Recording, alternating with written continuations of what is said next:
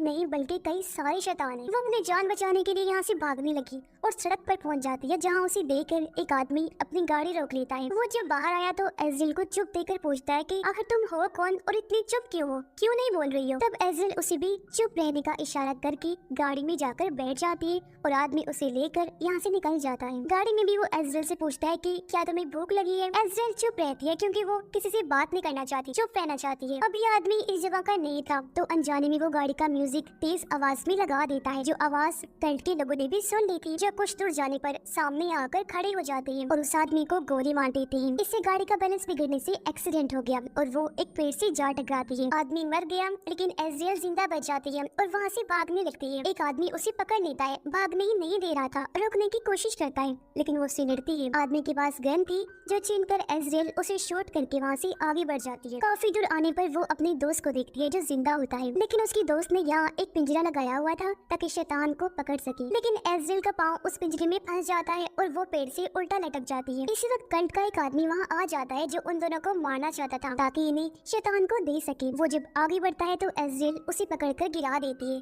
जिससे आदमी जख्मी हो गया। जब उसका खून बहता है तो उसे सूंघकर शैतान यहाँ आ जाता है, जो पहले उसके खून को चाटता है फिर आदमी को खा जाता है। फिर वो एज़िल की दोस्त की तरफ बढ़ा, साथ ही एज़िल को भी खाने की कोशिश करता है पेड़ पर चढ़ के, लेकिन एज़िल किसी तरह अपने आप को आजाद कर लेती है मगर अपने दोस्त को नहीं बचा पाती। शैतान उसे खा जाता है, जो देखकर एज़िल वहाँ से भाग निकलती है, लेकिन अपने दोस्त की मौत का उसे बहुत दुख था। अब वो फैसला करती है कि वो कल्ट के लोगों से अपने दोस्त का बदला लेकर रहेगी, इसलिए वो वापस उस जगह जाती है जहाँ कल्ट के लोग रहते हैं और वहाँ पे आवाज निकालती है जो ये लोग अक्सर निकाला करते थे। इस वजह से कल्ट के लोग समझते हैं कि शायद उनका कोई साथी खतरे में है और वो सब उसे बचाने के लिए जंगल में निकल पड़ते हैं। इसका फायदा उठाकर एज़िल उस जगह पर घुस गई। फिर वो चर्च के अंदर भी चली जाती है जहाँ वो सिस्टर रहा करती थी। एज़िल के पास एक गन थी और वो उसी सिस्टर के ऊपर तान देती है, लेकिन सिस्टर इशारा करती है कि वो प्रेग्नेंट है तो तुम मुझे नहीं मार सकती। लेकिन अब एकदम सिस्टर एज़िल पर ही हमला कर देती है, जिससे वो थोड़ी सी जख्मी हो जाती है। तभी कल्ट के लोग आकर उसे पकड़कर अपने साथ ले जाते हैं, एक ताबूत में बंद कर देते हैं।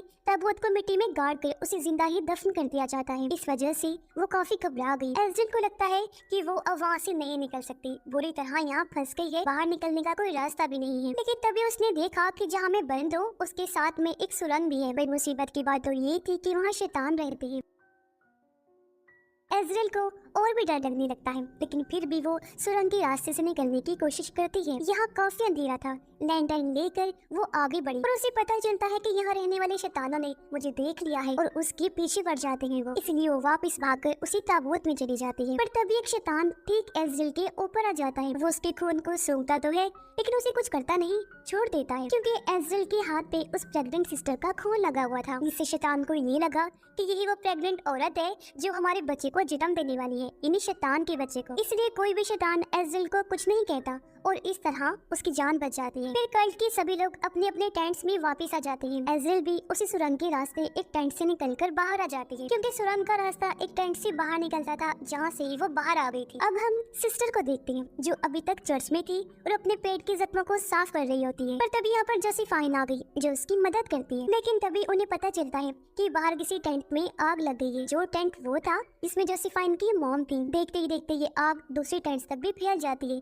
सभी ही टेंट्स जल जाते हैं। तब हमें पता चलता है कि ये आग और किसी ने नहीं बल्कि एज़िल ने ही लगाई होती है। सभी लोग आग बुझाने की कोशिश में लग जाते हैं, जबकि एज़िल यहाँ पर एक बंदूक उठाती है और लोगों को गोलियां मारना शुरू कर देती है। एज़िल का गुस्सा अब अपनी आखिरी हद तक पहुँच गया था और वो किसी भी कीमत पर रुकने को तैयार नहीं थी। वो जोसेफाइन को भी गोली मार देती है और काफी सारे लोगों को शूट करके मार देती है और एक ही तो उसने गर्दन तक काट दी थी। फिर वो यहाँ से चर्च में पहुँच जाती है जहाँ सिस्टर अकेली होती है। यहाँ आकर सिस्टर और एज़िल के दरमियान लड़ाई शुरू हो जाती है। सिस्टर जो हालांकि प्रेग्नेंट होती है, इसके बावजूद भी वो एज़िल पर भारी पड़ती है। वो एज़िल को मारने की कोशिश करती है, पर तभी सिस्टर की तबीयत खराब हो गई, यानी उसका बच्चा पैदा होने का टाइम आ गया था। अब जोसेफाइन भी यहाँ गन लेकर आ जाती है, क्योंकि वो मरी नहीं थी, बच गई थी। वो एज़िल पर गोली चलाती है, लेकिन वो बचकर किसी तरह छुप जाती है। पर अब एज़िल जोसेफाइन पर हमला कर देती है और इन दोनों की खतरनाक लड़ाई होने लगती है। फिर एज़िल एक बड़ा सा चाकू उठाती है और जोसेफाइन की गर्दन में घोंप देती है, जिससे जोसेफाइन वही मर जाती है। फिर एज़िल सिस्टर की तरफ बढ़ी।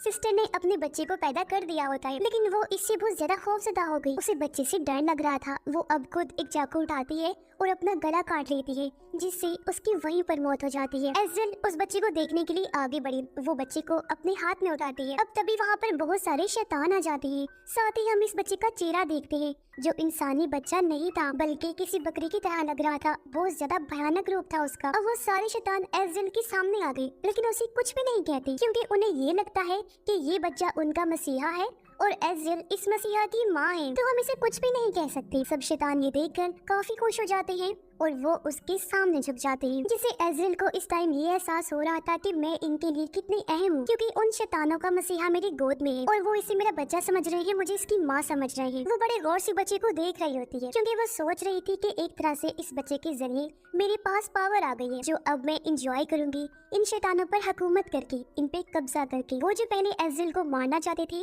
अब हमेशा उसके गुलाम बनकर रहेंगे। और इसी के साथ ये फिल्म भी इधर ही खत्म हो जाती।